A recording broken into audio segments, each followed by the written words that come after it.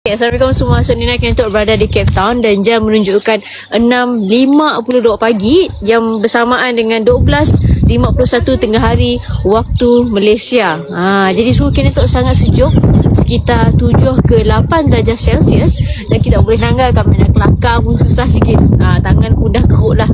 Okey, jadi alhamdulillah tu adalah trip pertama Public Goal Leadership Seminar yang kami dapat di Cape Town. Okey, jadi ada banyak kami macam ni kita boleh dapat trip macam tu dengan hanya mula bisnes public goal.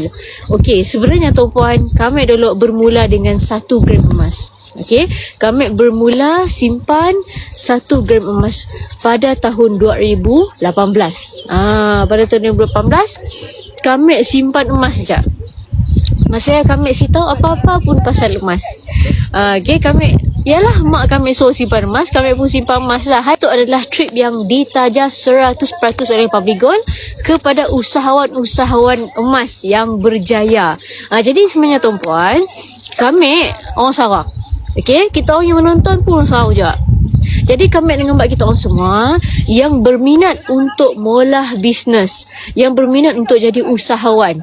Okey, tanpa kita pegang stok, tanpa kita COD, tanpa kita hantar barang pergi customer, kita hanya berkongsi tentang kelebihan simpan emas stok, ajar masyarakat kita tentang asas kewangan, ajar adanya tentang ilmu simpanan emas yang betul, dan Public Goal akan reward kita.